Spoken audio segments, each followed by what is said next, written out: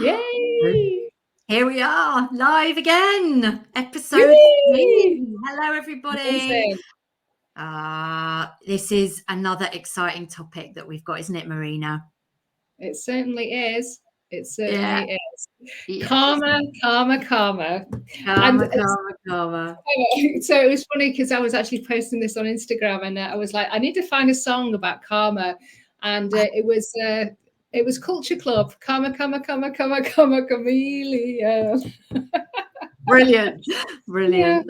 Yeah. Like a chameleon. So how we're going to really change the shape of karma, and we really want to really look at this huge topic, and it's something, I certainly get asked about karma coming around and how we, end up in these patterns of like having to live out our karma and really do karma in a certain way. And we really want to just rebalance that conversation a little bit, and just to shed a little bit more light of how we see karma through the Akashic records, and how we feel that really karma is something that we can work very much with to have expansion, to really come into our power, sovereignty, and to feel really grounded and safe in our experience, rather than thinking that karma is happening to us because we've done potentially something bad in past lives. But we'll come on to that. So if you're watching us live, hello. I can see somebody's like the people just popping on here, so hello and welcome. Please do ask questions as we go through things. Like, we are not the authority on this. I think Marina and I are very clear on this. It's like we're receiving wisdom and guidance, and we want to share it, and we want to open up the conversations so that we can have more understanding around it. And so when we have questions and insights, more information always comes through around this to support us. So please comment, ask us questions. We love a question. And if you at the end of this, or you're watching the replay, type #replay. But if you love it, please share it out with your community. We would love to have a wider conversation around this. And we actually have this all of these episodes actually on our dedicated YouTube channel. So we have a little bit of a library just now growing. So if you want to go and listen to the other topics that we've already covered, then that's where you'll find those there. Yeah, definitely. So come and subscribe to our channel.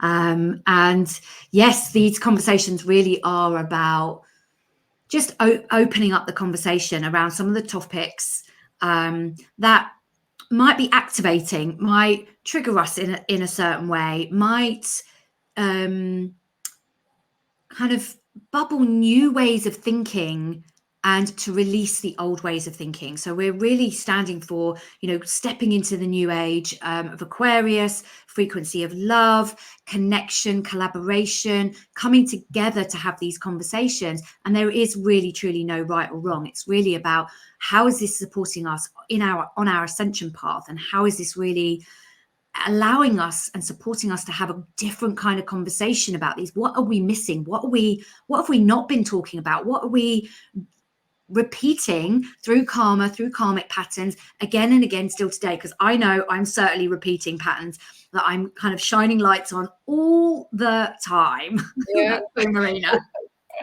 Oh my God, yes. And it was only just on Monday, and I was like, oh my God, I am doing it again. Yeah. I'm doing this pattern of self-sabotage, and it's just like, oh my God. And it is, we have these patterns on repeat, but we don't have to. We don't, we really don't have to. And this is where the ascension process really helps us in terms of developing our self-awareness, because our awareness to how we show up in our human incarnation, and all of the little, nuances that we have, and the little impulses and habits and behaviors, that's when we get to, like you say, shine a spotlight on those types of things. And we start to actually question, well, why am I doing that? Yeah. And is it karmic? Is it just is it conditioning, and it's what I've seen my family do, which could be karmic, or is it, is it just a habit? I don't know kind of any better, and I've not really questioned it up until now. So this is what the ascension process and awareness, soulful self-awareness brings forward for us. It's a gift if we're prepared to kind of do the work and get uncomfortable with some of the things that we actually see about ourselves that we actually don't like. Yes. Oh, that gives me shivers. There's always something that's lurking in the background, and something comes out that we're like, oh, was that me, or is that me? And so really allowing that to shine a light on it, as I like to say, but also this soulful self-awareness is absolutely key, because without the awareness piece, we really can't do anything or change anything. And this is what these conversations are all about. It's like, can we shine a little light on something that is a self-awareness from a soulful place that just allows you to shake a little bit of the old paradigm or things that we've been playing out over and over again, to add something else to it and allow it to unfold. So, first of all, it's like probably a good idea just to even touch on what is karma, because this is something we often band around as like, what goes around comes around. Yeah. And it's like, it's sometimes seen as a negative thing. Oh, this is a karmic pattern, or I'm experiencing this because of all the karma that I've been playing out, or I've had a really bad experience in a past life, or I've been a terrible person in a past life. And I think like the truth bomb is that we've all lived lives where we probably haven't been the best versions of ourselves, shall we say, to put it nicely. And we've done that purposely. Our soul has actually sought out, believe it or not, to have those lifetimes where we do harm people, we do manipulate, we do take their power, and that can be in quite a physical, sexual. People. We can have maybe raped or murdered people, just to have the human experience. And that might sound a little bit shocking, but it is the truth. Because we need to have a full range of experiences as a soul being in a human incarnation. And we can't just be in the love and light all of the time. It's the law of polarity deems that we have to have light, shade and light, So. Absolutely. And I think there's something within us, when we're especially having these kind of conversations, we're here to do something good in the world. We have this real desire to add something better into the world, leave a better footprint behind. So we don't like to look at that dark shadow side of us that may have been something different in a previous lifetime. And so, we have this stuck sense or an idea that karma means something bad that's happened, or we're playing out karma. And so this idea of what goes around comes around. But from our perspective, and certainly from my perspective, is like, I don't see karma as good or bad. Karma just is. And we are repeating certain patterns of behavior that are supporting us to stay stuck in the old ways. And so when these karmic patterns reappear, the invitation is always to have soulful self-awareness, to look at it and to say, do I choose? This is the power, internal self-awareness and self-power part. Do I choose to continue this pattern, or do I choose to look at it, see where this pattern might be coming from, stemming from this lifetime, past lifetimes, and release it for the greater good? So, this is where we can stop ourselves from playing out these patterns. We can really release old paradigms, patriarchal systems and ways of being, to start being more in the new earth paradigm. But we have to have this awareness to notice what we're still doing that is still attached to the old paradigm and the old way of doing things, and that might not be pleasant to look at. No, and that's where shadow work and grace for ourselves and neutrality really need to come into play. And bravery. I think bravery as well. Oh, yes. Because we are all brave. We can be all brave, Yeah. But I think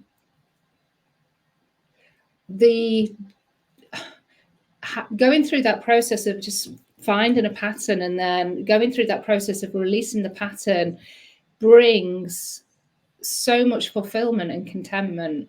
It's and kind of that soul alignment. It really, really does. And the beautiful thing is we have the power to do that. But it does take, as you said, the self-awareness, because knowledge is power. Otherwise, we just keep the blindfold on and we keep, like you say, doing the things that we keep doing. And it is human society that has labelled karma good or bad. You know, they put a label, slapped a label on it, and it isn't everything. There's always wisdom. There's always gold to be gleaned. But when it's then kind of holding us back, for me, that's when we need to ditch the pattern and we need to come into alignment. It's done what it's needed to do. If it's really kind of like a destructive influence in your life, then that's, you know, like addiction, for instance, toxic relationships. You know, these are all patterns that we have going on. Our relationship to food, you know, that's it comes into addiction and stuff like that. It's really looking and going deep with those things, and it's uncomfortable and it does take courage, because you'll learn things about yourself that you particularly don't maybe not like. And but again, we don't have to label that either. You know, I think the thing is we always have to remember that if it is our own karma and our own habit and whatever's going on there, and we keep creating it on a continual cycle, we created that pattern for a reason, to maybe keep us safe, to give us confidence, whatever it might have been at that time. It served us, but now it's not serving us. And so we let go of the person that we were, forgive the person that we were in that time, because they were doing the best that they could. So there's no judgment there, but we're now wanting to move out of that pattern, and we are a different person. And that's, you really all, I mean, we can approach this in a very kind of, you know, graceful way, just with that thinking and that perspective. Yeah, no, I agree. So I was just wondering, that got quite a few people watching, like how they see karma, and if they have any questions about karma in particular, and if there are certain patterns they feel comfortable to share that they realize that they are playing out.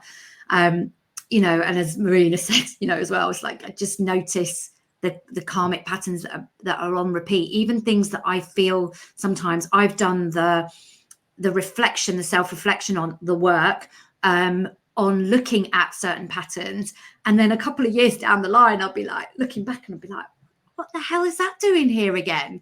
And so really again, this graceful up the spiral, you know, it's an echo that's just coming back because we're invited to go to the next level through it, to move through it again from a different perspective. It's just still this little echo of a vibrational resonance that's just bouncing around our vortex, our spiral. So it's a really powerful way then to use grace, as Marina beautifully said, to say, okay, here it is again. It doesn't mean to say I've done anything wrong. I have not done anything bad again, or I must have done something really terrible for this in a past life for this to come back again, because I still haven't cleared it. And sit with grace and go, how is this for me again? To see this from a slightly different perspective, through a different experience. It might have shown up in a relationship issue before. Now it might be showing up around health, or vice versa, or around money. And so how do we allow ourselves to really sit with grace that something shows up again? I mean, my way of grace is like to have a bit of a giggle at myself and just go, oh gosh, here we go. Okay, what do I need to do? I need to go and get some support. I need to go and speak to or someone else, and have that ability to really have that reflected back to me. Where are the little shadows that I can't quite see? Where are they? Is it still lurking in my energetic field, in my energetic imprint, in my coding, that you know, that we're still coded for it to degree. Hi, Palmy. Hi, Palmy. I was told by my Reiki healer that this is my karmic debt life, because I had a breakdown about why me, why so many bad things keep happening to me since I was a child. When she explained it to me, sort of made sense, but not completely sure what to do with that information. And I think that's the important thing. It's like, what do we do with the information we receive?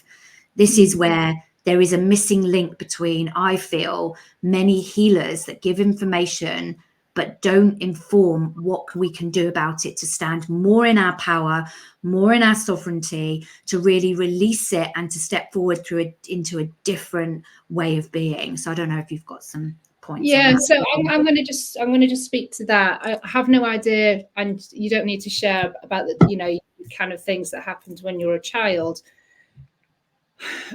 If I was talking to a client about that, then part of this from a higher self perspective would be part of your experiences in the child as a child, and I don't know how terrible they were. Part of that would be your growth and your learning, that your soul has contracted itself to do with the people that were involved, if there was other people involved. And I think personally for me, because it is a fast track to do that lesson in some way. You've already mentioned karmic debt, so there might be also aspects of what you experienced as a child is paying back karmic debt, because you have been also involved, say, in another lifetime where you were the perpetrator and things were happening in some shape or form. And so this is kind of like a rebalance, as it were, of the karma. My invitation for you now, because you're an adult, is to, if you can, see the learnings and the lessons and the gold and the wisdom that you have got from those experiences, and start to change your mindset around that. Because you help, if you kind of keep seeing them and keep labeling them as terrible things, which could be the fact and could be and is the truth, but if you keep labeling it, you'll keep anchoring it still in your energy. And it's kind of like, that was a version of me. That was when I was a child, and I'm kind of releasing and I'm letting that go. I'm not going to keep going back to those circumstances or whatever, because it keeps you stuck in this karmic cycle of this identity of those times. And you're a different person now. You're not a child. You've got different decisions. You've got responsibilities. You've got freedom of choice, all of that type of stuff. So you can now make your choices from a different place to a child. A child has no choice really, or not a lot of choice. You have full choice now. So it's what you do with your life now that really, and that's what sets the new karmic pattern, neutral karmic pattern of abundance, prosperity, whatever it is that you want. Don't keep yourself in the old karmic pattern of your old identity. That's what I would say. And that for me is learning your karmic debt in a very different way to what we are led to believe, that we've got to do karmic debt. So we've got to do it through struggle. We've got to do it through challenge. We've got to do it through suffering. No, well, let's do karmic debt in a really beautiful way where I'm giving light, giving wisdom, giving inspiration to others. I'm helping and supporting others. This is how I'm going to do my karmic debt. Yeah. So, sorry, I went into a little bit of a channel there, but I'm on my soapbox, but I'm hoping that this makes sense. Palmy, I'm just going to look at your feedback here. Yeah, thank you, Palmy, for sharing that as well. And I totally agree with what you channeled there, Marina. I think that that's such an important element to understand, that there is a slight difference. There's a very thin veil between how we interpret these things. And I'm really glad that your healer said, that you have the opportunity complete, I can't remember where it was. I need to break that cycle, or I'll keep on meeting it again, because that puts us in a power position that we do have choice. And I think that the languaging, I think this is where we need to perhaps start to find new language that empowers us. Is like, as Marina said, this karmic debt life can keep people stuck in that debt, thinking my whole life has to be repaying that debt because it was so bad, or that happened to me, or that was the triangle that I got caught in a previous life, and therefore I have to keep repaying that debt, and everything that happens to me is a result of that. And so we can lay blame at the door of that thing for everything that happens to us, and that takes away our power.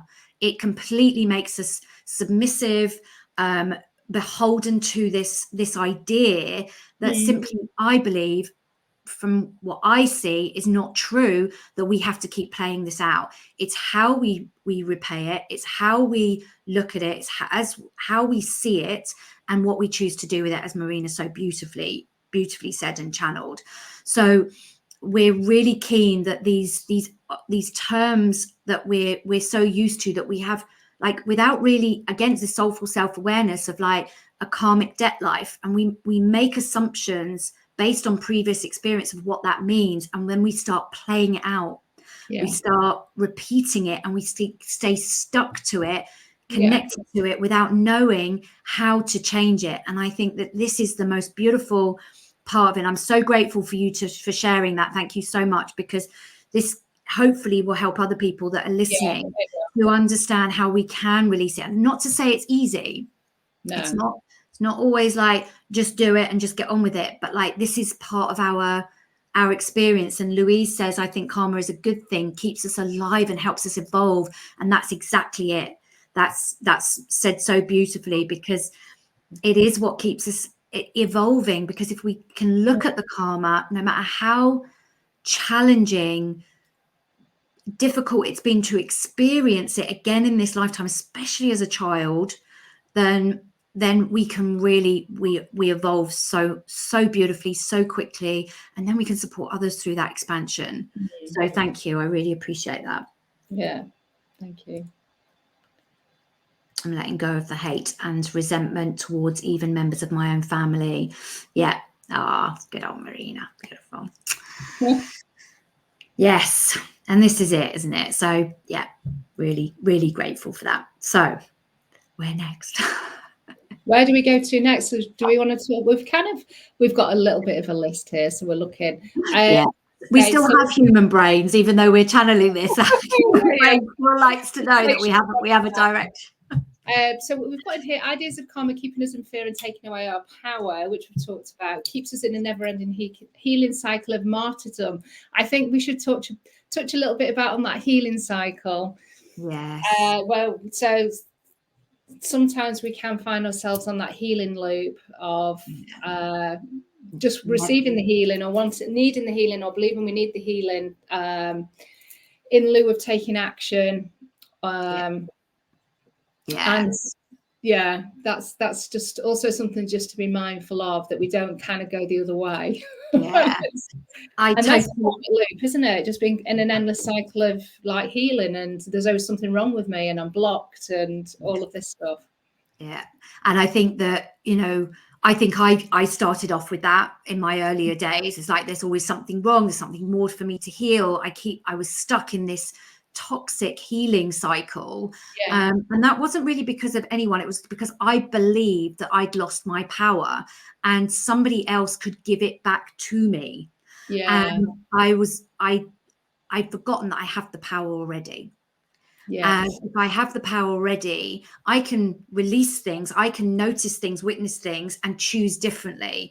And that's very different to having to go through the healing cycle. I think there was a purpose to that, 10, 20 years ago, where we were clearing out so much stuff, where a lot of these modalities were very new, still a little bit under the radar, because it was still a little bit taboo, wasn't allowed to be spoken about. And so we had a lot of healing to do, because and we'll talk about this in a moment, but like when we do healing on ourselves, we're also doing it collectively. And we'll come on to that in a bit, because that's a really, really important part as well. But where we think that we need to completely heal consistently, then we are entering into a space of martyrdom, because we are thinking, well, look, it is an egoic thing. I need to keep healing. Look at me, I'm so good. I keep healing. I keep going through these things, and I can recognize little bits of that in myself, so I can say this. But I hear it as well from clients who've been stuck in this pattern of going to healers and thinking that they can't do this work for themselves. And this is where I really believe, and the beauty of the Akashic records for me is that it gives us back our power, because we can understand and connect back with who we are at soul level, and we can start to receive that power through soul, through channeling, through experience, that we hold it all right here. And it is our choice, consciously or unconsciously. We give away our power to something external to us, an experience, an environment, a person, usually people, you know, family, and yeah. But in terms of environment, you know, I feel that very much here, that I live in central London, very heavy energy. And I feel like I have to sometimes fight for my energy because I feel it very draining. So I have to remind myself, actually, there are places where I can go where I can really stand in my power, and my power is mine. No one can take it away from me unless I choose to give it to them. And so London is the same, a collective, millions of people. I can't, because there's a lot of dense energy. I can feel that energy, but do I allow it to give my power away, or do I stand in my power while I experience the heavy energy, the dense energy, the negativity, everything else that we know, we've measured that cities are denser, heavier, you know, they hold more dense energy. And so how do I hold on to my power with that? And that has always been my quest ever since I started on my healing journey, or my journey, a spiritual journey, you know, 20 years ago. It was like, how do I navigate living in London, because this is my home, and still feel like I'm in control of where my life is heading? That was always my quest from very early days. And that journey has led me to this, you know, this path. And the Akashic records. And the Akashic records, yes. Yeah. And I think part of it is just like, I'm just not available. I'm just not available for any heavy energy. You know, it might be there, but I'm not available for it. It's just, it's not there, you know. So it's, some of it will be mindset, I think, as well, you know. Yeah. And like you say, standing in your power with your mind. Absolutely. And I love that. And it's because it's not about I need to protect myself from all the heavy energy in London. It's like that also gives away our power, because we're like, oh my gosh, I've got to protect myself. I've got to be in my safe space, and I can only be safe if I make myself safe. Well, then we're saying to the universe, we're not safe. So again, it's not, but it's simply like, I choose, I am in my power. And we move, you know, there's fluidity and flux and movement in that. And sometimes we will feel stronger, and it's a different power to power over. It's sovereignty. It's sovereignty. I'm like in my power, and we know when people are in our power. We walk into a room and we can tell who's standing in their power and who isn't. Just from the way they are, the energy that they're giving off, who we're attracted to, who we want to be in company with, you know. So these things are really, you know, it's not an ever-ending healing pattern. No. This is not what we want to step into. It's incorporating these, it's incorporating the tips, the tricks into your everyday. It's, I think for me, choosing to have the most fulfilled experience, expansive experience that you can, in whatever way that you choose to do that, but where you can, remaining in choice, conscious choice, with your decisions on what you decide to do. And getting support where you need it, but not overly relying on that support, because that's where you give your power, and it's that karmic pattern of giving the power away. Which, you know, I think has probably it's got to be one of the biggest karmic patterns that we have going on the planet, is giving our power away. Because it's been conditioned into us to do it, especially as females. We've been conditioned to do it. Yes, everything from, you know, and that we've been playing that out for generation after generation after generation, and we still hold the coding also, even if we haven't had karma. We have the collective karma, we have our generational karma that we still are hold a frequency to. So it might not even be that we need to, you know, going back to what Parmi said, you know, paying back our karmic debt, that's ours. We might be experiencing karmic repatterning again through generational karmic patterns that our grandparents may have experienced. And we can only, you know, we don't have to go back far in history to recognize what happened. and what people had to go through, and that they were given away their power. It was only in the 70s that women in the UK were even given autonomy and power over their own money. That was the very comment that I was going to say, but so you channeled it before me. Yeah, got it. But it's like, that's crazy. That's crazy. This is still so much in our current life karmic coding that we are still, that's why we are still working through this. And that's why there's so much talk around women and money on social media, and this whole kind of I'll say it, hate against women that are showing that they are empowered through money and that they're making 6-7 figures or multiple 6-7 figures, and there's still so much shame around it. It's still so present. Yeah. And these are one of the things that we really need to and really want to override. Yeah, which we are doing individually. But as you say, when we're doing this healing individually, we're also impacting the collective. Yes, and the collective karma. So whilst we're still on personal karma, I'm just going to interject with, I'm going to just throw a little kind of something a little bit different with galactic karma. And you're kind of like, what the hell's galactic karma? So this was this is something that I channeled. I think it was mid last year.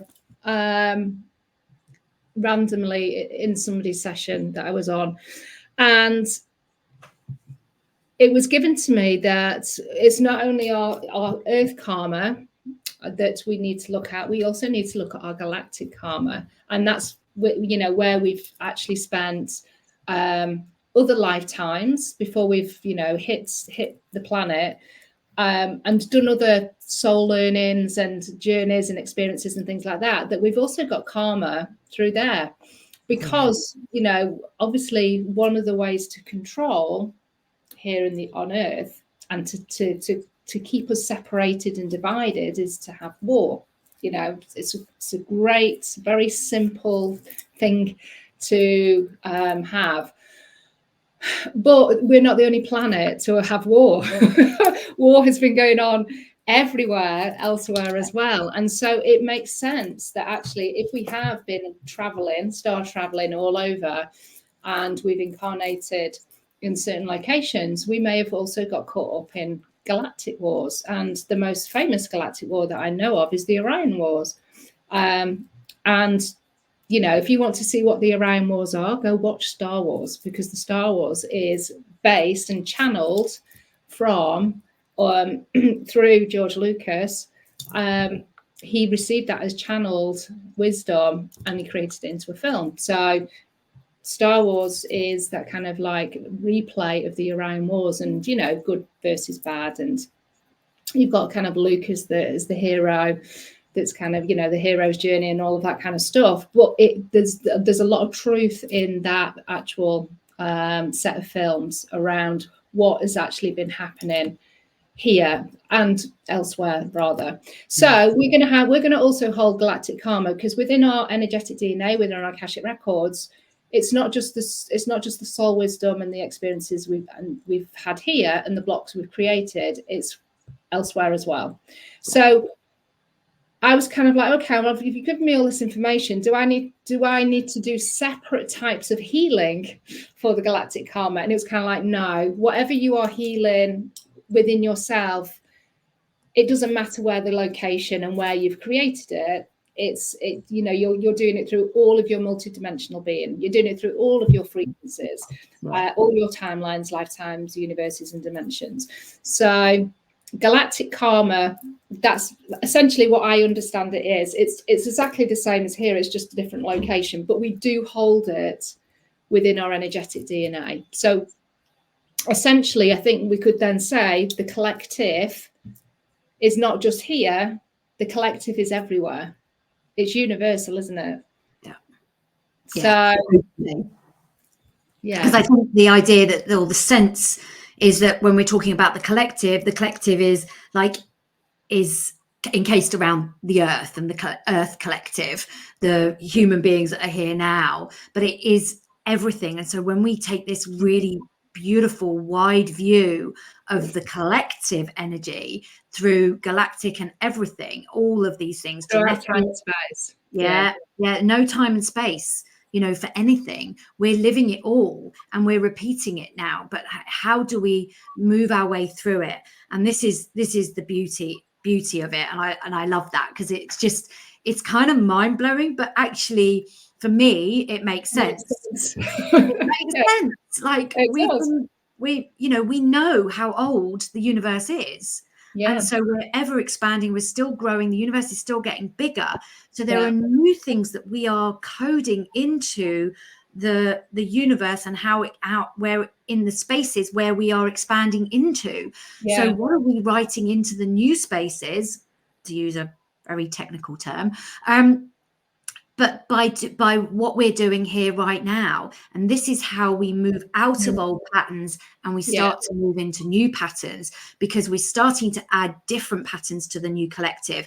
And then we get a choice. Do we continue to add more wars, more hate, more sister wounds, mother wounds, father wounds, all of these karmic patterns to that space? Or do we choose to start adding more light? And I think we are in I think we're in a space now where we are moving out of the old age of patriarchy into the new age of Aquarius, where we're being given the opportunity to start decoding some of the old patterns. Doesn't mean to say we will eliminate them forever, for good, but we are starting to replace them with something that is more filled with light, more of a light frequency, to support the ascension process and to support our evolution as human beings. And so we may split off and we may do different things, but now we really have an opportunity for us to be really firmly in that, in more light and holding more light. And we know that there is more light coming into the universe, and being reverberated around. So the more light you add through new ways and new patterns and new karmic patterns, because karmic patterns can be good because they're neither good nor bad. Like, what are we writing now? What are we choosing to contribute now to the collective? And this is where we will really start to see, I believe, very, very quickly, the whole face of how we're doing our human experience change now over the next sort of 5 to 10 to 15 to 20 years. We'll be unrecognizable. Yeah, I agree. Watch this space. So watch this space. So collective karma. Do we want to touch on that a little bit? Yeah. So I can, like, so for me, collective karma is a really important part of all of this. And as I said, you know, as we contribute to something in a different way, we contribute to the collective, we contribute to what we're expanding into. And so as we release things, I've been given so many beautiful visions when I'm in circle, when I'm gathering with other women, men, both, you know, anyone that is in a space of where we're releasing our own karmic experiences and we're decoding, we're releasing those codings from our physical experience right here, right now. In my experience as an individual, I vibrate at a different frequency. My frequency then vibrates into the matrix, into the universe at a different frequency. I am now adding and contributing to the collective at that frequency that is no longer coded for that karma. And so this is how, when we focus on doing the releasing, the recoding, not the continuous healing that we were speaking about before, we actually shift the collective karmic patterns. We are all connected in the matrix. What we do individually cannot not impact others. And people will feel it and people will release it. And this is why when I've done work and released things for myself, I've noticed my relationship with my mum shift exponentially and gone, what's just happened here? Like, I work on these karmic patterns. My mum's done nothing, bless my mother, like done nothing, yet our relationship is completely different. Because when I do it for me, I do it through all timelines, through all space and reality, across generational lines and out into the collective. And that is the power that we hold individually. That's not why we do it. I'd really like to say that, because that tips back into, look at me, I'm a martyr, and like, aren't I doing wonderful work? I do it because I'm doing it for me. But that is the ripple effect. That's the ripple effect, yeah. But that ripple effect is not why we do it. The intention is different and way more powerful when we stay focused on us and how we're contributing. Yeah, yeah. I think we also need to look at, with collective karma, the karma that we have bound ourselves in when we've taken part in large catastrophe type events, like wars, for instance. So that's that. I think that kind of work is just a very conscious intention. If we know or have a sense that we've been in a past life and we were a perpetrator, a victim, it doesn't matter what we were playing in that particular lifetime, but we have created collective karma with all of the millions of people that all also kind of connected in with that experience, that situation. And I think, like you said, Natasha, we take that on board personally, and collectively that is healing on a level. And the more people that can get involved individually, the more that particular situation gets healed. Now, me personally, I've also done additional stuff where there is obviously wars going on at this present time. And so I do what I can in the Akashic records of that location to support the evolution and raise the consciousness of the souls that are involved, the land maybe, because we don't know if Mother Earth has got a part to play in holding people in that space so that those events can happen. Because I'm sure Mother Earth could easily, in some shape or form, flatten it all so it stops. But it doesn't, and she's there almost holding the space for this to play out. So and that might be her karma, and it might sound strange that Mother Earth would have karma, but she's witnessed a lot of stuff, and there's a lot of trauma that's in the land, and that in itself is karmically probably still like little air vents, putting out that energy, because it's held in, the blood has been spilt into the land, and that's why there's so many land workers and beautiful shamans and all of that type of stuff that are doing, and the crystal workers that are doing all of this healing of the land, because on a level they probably know that there's this repeat karmic stuff coming up out of the earth. Yeah, for sure. So we're working with, everything's got karma. Everything, even on a galactic scale, everything has that karma, from the galactic karma and the wars and everything else like that. But Mother Earth also holds that.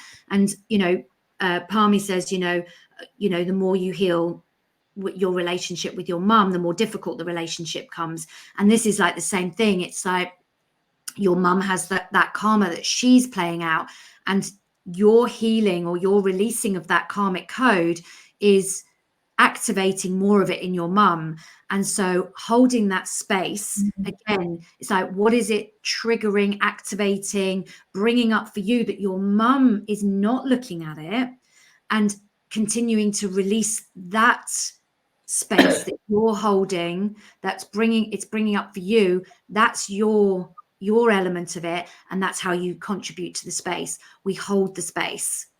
We hold the space. You hold the space in your power to say, I'm releasing these codes, I'm releasing these mother wounds, and I'm inviting my mum into the space to allow her to experience that as well. And it's obviously very triggering for her, and because it's different, and so for her it's kind of like, oh my God, that's unsafe, because we're taught that difference is unsafe. It's old conditioning.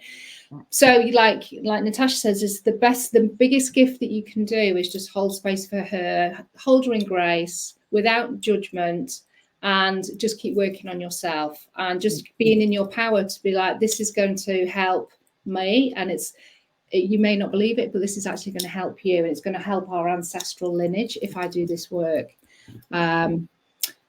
And somewhere down the line, it might surprise you that she actually gets on board with it, or she just accepts it. But don't look for that either, because that's disempowering for you to then want this validation or acceptance of who you are becoming.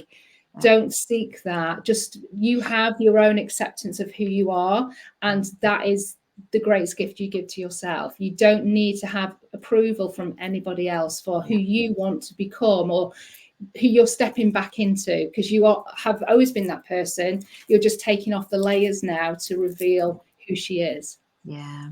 And so, and thank you again, Palmy. I feel like we're kind of like really taking into it, but I feel like it really, really is beneficial for everyone. But you also said, I'm trying hard to heal my mother wound. And again, I think this trying hard to heal is very much connected with the old paradigm. It's hard work. And I think that that's a karmic pattern that we have also fallen into, that healing is hard work. It's challenging. We've got to suffer. It's got to be really, we've got to work really, really hard of it. And how we can free ourselves from the shackles of that hold us down, that actually the ascension process, the healing process might be challenging and it might take effort, but it doesn't have to be hard work, and it can be really beautiful and it can be really enlightening. And this is why now stepping into this frequency of love is that, this is where we're healing the sister wounds, is that sisters have got each other, sisters and brothers have got each other hand by hand. It's like, if you're going to fall, I've got you. You're not going anywhere. And if I fall, I know you've got me and I'm not going anywhere. And this is the beauty of how we hold each other in this beautiful integrity to say it doesn't have to be hard because I've got you. Whereas I think before it was like so under the radar, we really had to, hide this heat. It was like dirty. It was like, it was tinged with like, you'll be burnt at the stake. You'll be like committed to death if you do this magic woo-woo work. And it's like, it was always like this dirty little secret. And now we're here supporting each other, going, we get it. You don't get it. It's okay. But we're here and we're holding that space for you. For when you're ready, we'll be here to grab your hand. And this is the beauty of it, of like really allowing ourselves and giving ourselves permission to say it doesn't have to be hard work. Absolutely. Yeah. Great. And hi, Maxie. Good to see you here. Hi, Maxie. Yeah. Well, this comes in again of conditioning of what she doesn't want you. Palmy says she doesn't want you to leave your husband. Apparently, I'm not trying hard enough. So even though my dad has agreed it's best I leave a life of suffering, it's so. It's ingrained in us from a cultural perspective that divorce isn't good, that religion perspective, it's not good. And we hold each other in these karmic patterns. This is power over. Religion has power over that we must do things in a certain way rather than find our own way. And I think that, this series of talk is all about finding your way. There's no right and wrong. I often laugh and think the information that we're giving them, information that we're channeling through right now, here today or 2024, in 5 years' time, we'll know something completely new and different. There'll be a whole nother layer in this space that I talked about that we'll be receiving, that will go, oh my gosh, now we have all this to add to what we knew. And so it's not saying this is absolute truth, but this is a truth that we can hold now to see where we want to take it. And that really puts us back in our power. And we're not here to suffer. We're here to be free. Yeah, we're here to be free, for sure. And, that's just bringing up a lot for your mum with the shame, and that's her journey, and she can't be holding you to her journey in that way, because it's a power, that's a power play that's happening there. But there will be a lot of fear and a lot of assumption that your mum has around all of this, and the cultural conditioning is just it's epidemic. It's everywhere, and it's a way of control. It's always been a way of control. And so you know, how we're really mindful, aware of like what we're contributing, again, not to be hard work, but just having an eye on it, just an open awareness of like, how do I choose to contribute? What am I contributing to? What am I now going to let go of? What do I want to do more of? And, you know, this is where the power of people meditating all around the world to, you know, pray for peace is so powerful and so felt by so many. And they know that they've, again, with the testing, I can't remember what, you know, if you know, Marina, but they test it when big groups of people collectively all around the world come into prayer or to meditation for the greater good, how that elevates the experience, you know, and the vibration all around the planet. And so this is really, really key. So, you know, Mother Teresa always said, you know, don't invite me to a march against war, invite me on a march for peace and I will be there. And that's always rung true for me, because it's the same, we think it's the same thing, but the intention is completely different. The energy we're holding. Yeah. So what I would love to see is more peace events happening all over the world right now to hold the energy of peace and add more peace to the vibration, rather than the anti-war messages and the anti, you know, genocide messages and everything else like that. If we could just be in more love, in more peace, in more contribution of that, and speaking more from that place, we can really hold a very different frequency for ourselves and for others, and also collectively. So, you know, we're adding more light. I firmly believe my mission here is to add more light to the world. And that's not toxic positivity, because it's not also diminishing what is actually going on there. But how can I hold a different frequency? It's not higher, it's not better, it's just different. That holds pose. Yeah. John Lennon definitely got it right, didn't he, in terms of where he was coming from towards the end of his life, his interrupted life, but clearly it was all contracted, around having the peace marches and just doing everything through love. So totally on the money. And with that, we kind of,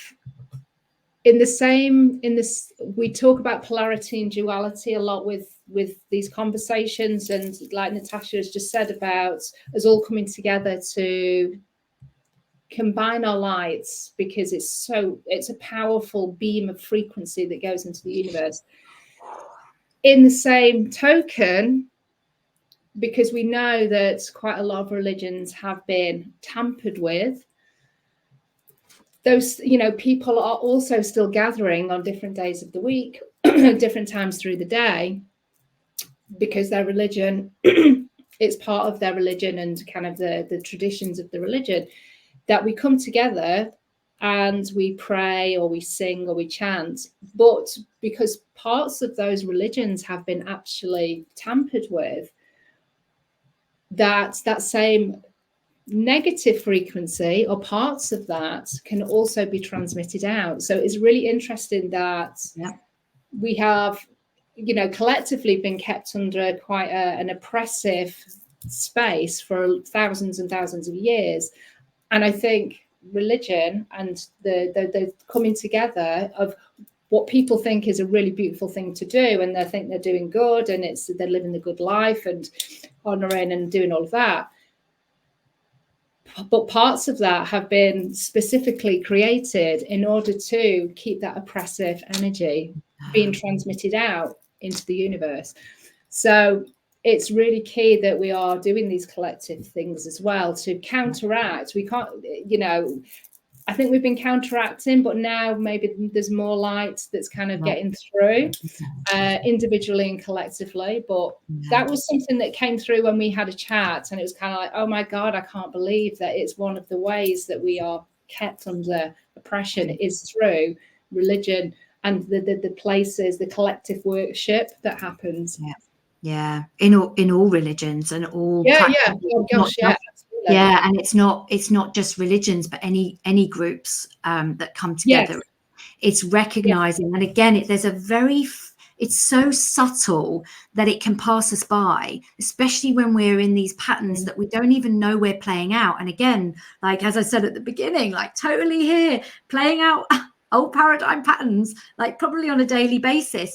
But it's like, how do we become really aware, and we start to be curious? It's not even asking questions. It's not even like going, oh my God, I can't believe I'm doing that, and berating ourselves and judging ourselves for doing things. It's just going, oh, there it is. And like sometimes things come out of, you know, I'll speak something, I can't even think of an example, that goes against every value I have. And I think, where on earth did that come from? You know, it's like, that's not me, but it's old coding. And it just is a gentle reminder to go, it's still there. Like a little bit more reflection on that. Just look at that a little bit more deeply.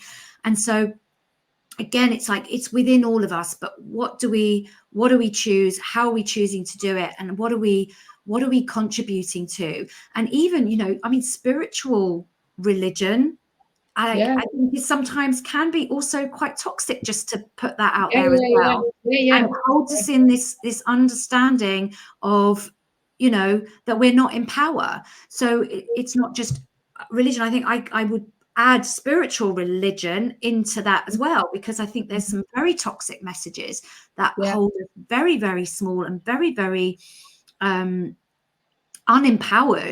through the spiritual messages that are going on. And sometimes clients come to me and they'll and I'll be like, wow, like, oh my gosh, where are you hearing that? And it'll be from a big spiritual teacher that's out there, and I'll be like, oh gosh, that's still teaching power is outside of you. That's really interesting. And again, it's about letting go of my own judgment of that and saying it's all a part of the collective ascension process. But I think we do need to shine a little bit of light on these spiritual messages that we're speaking. And that's why we're very open here about saying we're not saying we've got this right. It's about opening the conversation. That's where the power sits. Let's have a conversation about these things that sit between the lines, on the edges of lines, and let's see what lurks behind them. Like go, okay, well, know what? That's right. We're on the right path. Great, brilliant. But we don't know that until we ask and we stay open. No, and it's also, I think, on the response to that, it's also then you feeling into it and actually seeing if you resonate with, you know, anything that we're sharing or anything that you hear anywhere. It's like, does it feel right for you? You know, because again, it's not wrong or right. It just is. But is it aligning with your truth, your integrity and your values? That's the kind of the connection. And if it doesn't, then that's okay. That's okay. We're all here to have different opinions and views on things. And, you know, a lot of it will be based on our own personal experiences and what we bring in through the Akashic records. So. Yeah. Absolutely. Louise says, thank you. You're so welcome. Lovely to see you here. And she says, I think it's important to have trust. And as you both say, that we meet what we are supposed to and see that we are really one great energy in pieces within us. We have contact with the source within us, and we can have balance by healing and the higher love. We need to be brave and have trust to the love inside us. Yes, beautifully. Yeah, that's beautifully summarized. Thank you, Louise. Yeah, thank you, Louise. That's amazing. Yeah, amazing. Yes, and thank you, Parmi, for your lovely little comment there. I look forward to meeting you too. But it's been such a beautiful. I can't believe we've been talking. I was like, how are we going to get through an hour? It's easily good. 58.5 minutes again. But yes, it's just beautiful, and thank you for joining us in this space to have these conversations, to really opening up. And we will be here again next month in March. I don't think we have a date, do we, Marina? We don't, but we'll get that released. We'll get that released. It'll be in about 4 weeks' time, so they're kind of generally mid-month, aren't they? And and we really look forward to the next conversation, because I know that just having these conversations and speaking them out is such an important part of my involvement, and the conversations that Marina and I have behind the scenes are just like sparky, beautiful. Like, let's talk about that. Let's channel some wisdom around that. So thank you for being with us in the space to channel this information through, and we look forward to seeing you next time. Thank you so much. Love and blessings. Love and blessings.